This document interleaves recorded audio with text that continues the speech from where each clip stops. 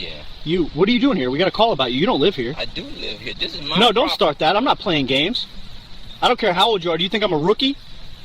Better put those down and keep your hands where I You're can see them. making a mistake. I'm trying to... Turn around. Now, don't make this worse for yourself. Don't Hey! move. It started with a single phone call. One neighbor reporting a suspicious man in a quiet, well-kept neighborhood in Brambleton, Virginia. She didn't ask questions. She didn't verify anything. She just wanted him gone.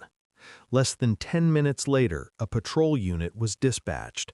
The officer behind the wheel was on his first solo shift, eager, untested, and already convinced he knew exactly what he was walking into. By the time he stepped out of his vehicle, his mind was made up. What followed wasn't an investigation. It wasn't procedure.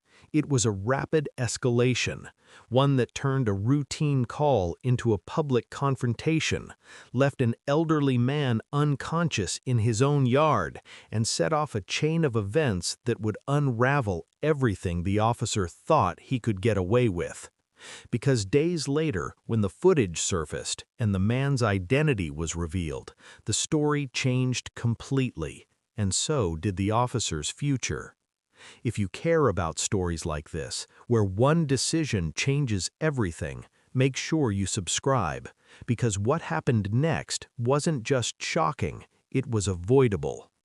At approximately 2:14 p.m., 71-year-old Horace Jackson III was in his front yard, trimming back overgrown hedges along the walkway leading up to his porch.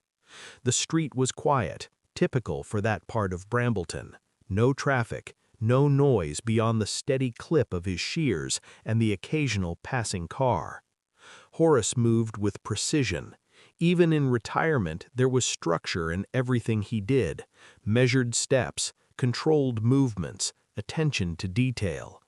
Anyone watching closely would notice it: the way he scanned his surroundings, the way he kept his tools organized. It wasn't random. It was habit, built over decades. Across the street, behind a partially drawn curtain, Elizabeth Whitlow stood watching. She had noticed him earlier but didn't recognize him. That was enough. By the time she made the call, her tone was controlled but firm. "Yeah, there's a man outside. He's been there for a while now. I don't think he belongs here." The dispatcher asked if he was causing any disturbance. "No," she said after a pause, "but he's just suspicious." No further details were given, no attempt to confirm ownership. The call was logged and forwarded. At 2:22 p.m., Deputy Jace Allen pulled into the neighborhood. It was his first solo patrol. He slowed the cruiser as he approached the address, eyes locked onto the figure in the yard. An older black man, work clothes, gloves, gardening tools. To him, it matched the report. He didn't reach for the radio to clarify, didn't check property records, didn't wait. Instead, he parked abruptly along the curb, stepped out, and closed the door with force. "Hey, you, step away from that," he called out, already walking forward. Horace turned, slightly caught off guard, but composed. "Afternoon, officer," he said calmly. "Is there a problem?" Jace didn't respond to the greeting. "What are you doing here?" he demanded, voice sharp, already accusatory. Horace glanced at the yard, then back at him. "I'm tending my property." Jace shook his head almost immediately, like he'd already decided that answer wasn't acceptable. "No, I got a call about you. You don't live here." It wasn't a question, it was a statement. And just like that, the situation began to shift. What should have been a simple conversation was already turning into something else. Deputy Jace Allen didn't slow down. He closed the distance between them in a few quick steps, stopping just short of Horace Jackson III, his posture rigid, jaw tight, eyes scanning him up and down like he'd already made a decision. "I'm going to ask you again," Jace said, sharper this time. "What are you doing on this property?" Horace didn't move. He kept one hand resting lightly on the handle of his shears, not in a threatening way, just steady. "I just told you, this is my home." Jace let out a short breath, almost a scoff. "No, it's not," he said immediately. "We got a call. Neighbor says you've been out here for a while, acting suspicious." Horace held his gaze. "And you took that at face value?" Jace ignored the question.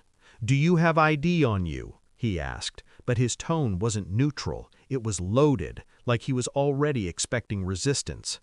Horace tilted his head slightly. "Officer, before I reach for anything, I'd like to understand why I'm being questioned on my own property." That was enough to irritate Jace. "Because I said so. That's why. Now don't make this harder than it needs to be." There was a brief pause, the kind where the air shifts. Across the street, Elizabeth Whitlow was still watching, barely moving behind the curtain. Jace noticed her briefly, then turned back, lowering his voice again, but with more edge. "Last chance. ID. Now." Horace exhaled slowly, then nodded once. "All right, I'll reach into my pocket." He moved deliberately, slow, predictable. But the moment his hand shifted, Jace's posture changed instantly. "Hey, hey, I said don't move like that," Jace barked, stepping forward abruptly. Horace stopped mid-motion. "You just told me to get my ID." "Yeah, and I didn't say do it however you want," Jace fired back, voice rising again. "Keep your hands where I can see them." The contradiction hung there. Hillary, now fully outside, raised her phone slightly. "Is everything okay over there?" she called out cautiously. Jace didn't look at her this time. "Ma'am, stay out of it," he said quickly, dismissive. Then back to Horace. "You're making this real difficult." Horace's expression hardened just a fraction. "No, you are." Another pause. Short, heavy. Jace's hand hovered near his belt now, his stance shifting from questioning to control. And just like that, the situation crossed a line it hadn't needed to reach. What started as baseless call was no longer just a conversation. It was turning into something physical. Deputy Jace Allen's posture changed first. His right hand settled firmly on his duty belt, fingers brushing near his holster, not drawing, but making the intent clear. Control, authority, escalation. "All right," he said, voice tightening. "Turn around." Horace Jackson III didn't move. "For what reason?" he asked, calm but firmer now. Jace took another step forward, closing the last bit of space between them. "Because I'm telling you to," he snapped. "You're being detained." Horace's eyes narrowed slightly. "On what grounds?" Jace didn't answer that. Instead, he reached out and grabbed Horace's left arm. It was sudden, unnecessary, and rough. "Hey!" Horace reacted, instinctively pulling back, not aggressively, just enough to break the grip. That was all Jace needed. "Stop resisting!" he shouted immediately, loud enough for the entire street to hear. Hillary Reddick's phone came up fully now, recording.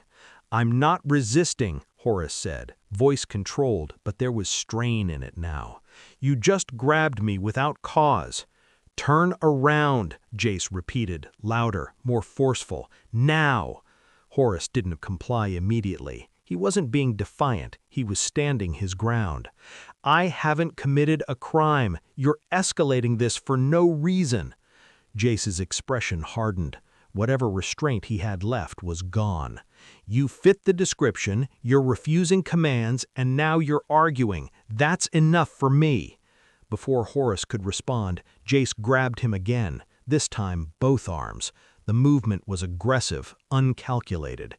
"Turn around," Jace barked as he tried to force Horace to pivot. Horace staggered slightly, caught off balance.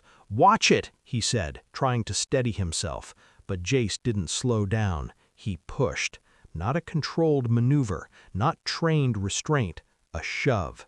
Horace's foot caught awkwardly against the edge of the walkway. His balance gave out, and in one uncontrolled motion, he went down hard onto the pavement. The sound of impact was sharp. Hillary gasped behind the camera. "Oh my God!" For a brief second, everything went still.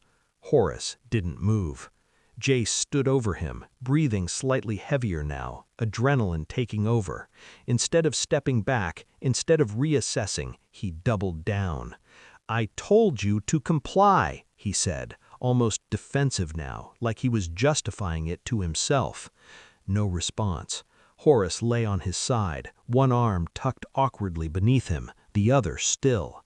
Hillary stepped closer, phone steady. "Sir? Sir, can you hear me?" she called out toward Horace.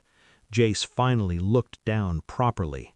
"Hey," he said, nudging Horace's shoulder with his hand. Nothing.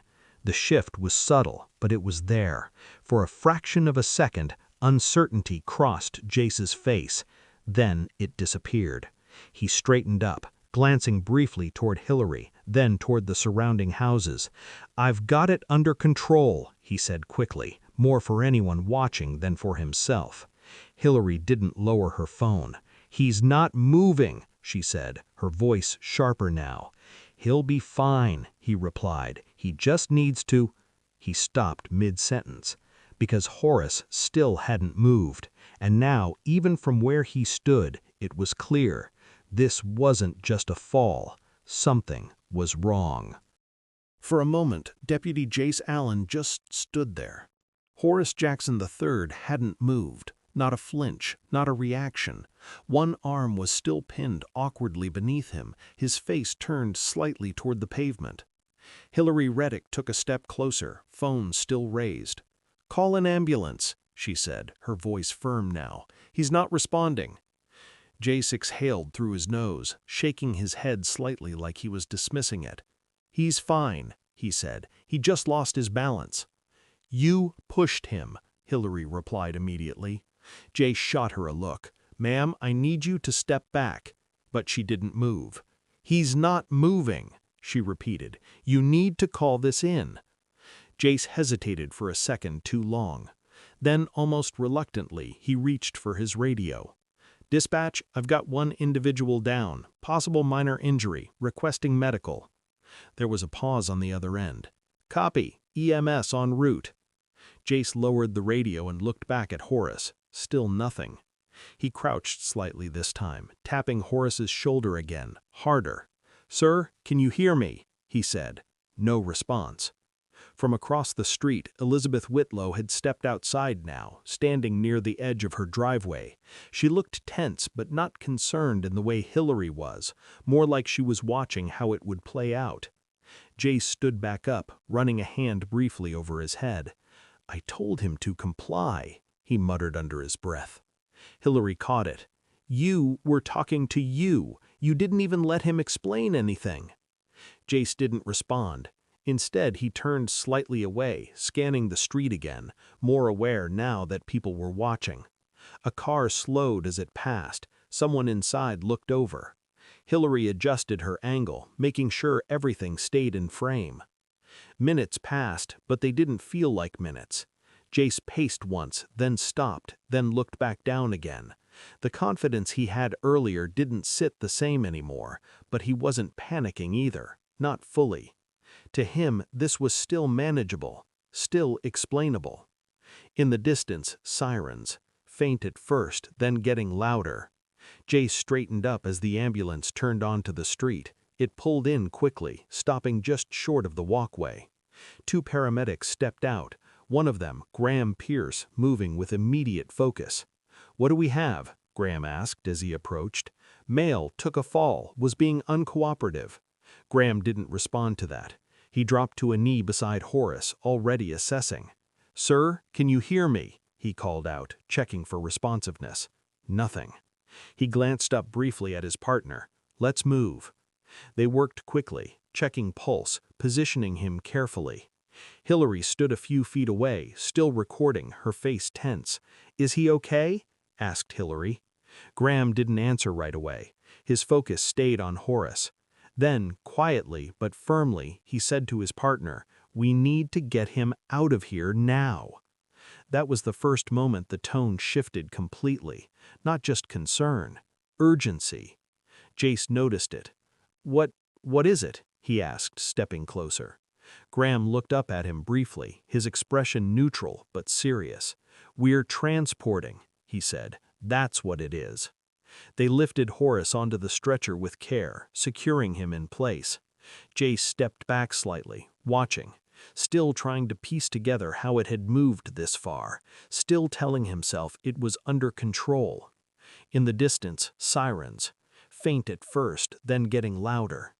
As the ambulance doors closed and the sirens came back on, Hillary lowered her phone just slightly, but she didn't stop recording. Because at that point, it wasn't just an incident anymore. It was evidence. The ambulance pulled away, sirens fading as it turned out of the street. For a few seconds after it disappeared, the neighborhood stayed quiet. Too quiet. Deputy Jace Allen stood near the curb, watching the empty road like he was expecting it to reverse and fix everything that had just happened. Then he turned back toward the yard, toward the disturbed patch of grass, the dropped shears, the imprint on the pavement where Horace Jackson III had fallen. Hillary Reddick was still there, still recording. Jace noticed. "You can stop filming now," he said, trying to sound controlled. Hillary didn't lower her phone. "I'm good," she replied. Jace's jaw tightened. He glanced past her and saw Elizabeth Whitlow still standing across the street, arms folded, watching. No urgency, no regret, just attention. He exhaled and reached for his radio again. "Dispatch," he said, tone steadier now. "EMS has transported. Scene is under control." A pause. "Copy. Any additional units needed?" Jace hesitated, then negative. He clipped the radio back on and looked around again, recalibrating. "All right," he said more to himself than anyone else. "Let's keep this simple." He walked back toward the walkway, scanning the area like he was building a version of events in his head. His eyes landed on the shears, then the small gardening bag near the steps, then the front door. He hadn't checked it, not once. Instead, he turned back toward Hillary. He became non-compliant. I gave clear verbal commands. He resisted. Hillary didn't respond right away. "You shoved him," she said finally. Jace shook his head. "No, he lost his footing." "You grabbed him," she replied. "It's on video." That hit a little differently. Jace glanced at the phone again, then away. "Look, you didn't see everything leading up to it." "I saw enough," Hillary said. Another pause. Short, but heavier this time. Jace adjusted his stance, trying to regain control of the situation, of the narrative. He matched the description, suspicious individual, that's what I responded to. "And you just believe that?" Hillary asked. "You didn't even ask if he lived here." Jace didn't answer that directly. Instead, he turned and walked toward his cruiser, like ending the conversation would end the pressure. He opened the door, leaned in briefly, then stepped back out. His body cam was still running. He reached up and tapped it once, almost instinctively checking it. Still recording. Good. In his mind, that meant structure, procedure, protection. From across the street, Elizabeth finally spoke. "I told them he didn't belong here. I knew something was off." Jace looked over at her. That confirmation, however shallow, seemed to settle something in him. "Right," he said, nodding once. Hillary turned slightly, catching both of them in frame now. Neither of them seemed to notice how that sounded, or maybe they did and didn't care. Jace closed his cruiser door and stood beside it, shoulders squaring again. The urgency was gone now, replaced with something else: confidence, control. He believed the situation was contained, that the report backed him, that the footage, his footage, would support his version. To him, this was already over, just paperwork, just another call. What he didn't know, what none of them standing there realized, was that the story didn't end on that street. Because the man who had just been taken away in that ambulance was not who they thought he was. 3 days later, the story changed. It didn't happen on that street. It didn't happen in real time. It started inside a hospital room where Horace Jackson III regained consciousness under observation, surrounded by medical staff, and one question that kept coming up: what exactly happened to him? By then, the footage was already circulating. Hillary Reddick hadn't waited. Within hours of the incident, she had shared the video with a local community group. By the next morning, it had moved beyond that, picked up, reposted, slowed down, analyzed.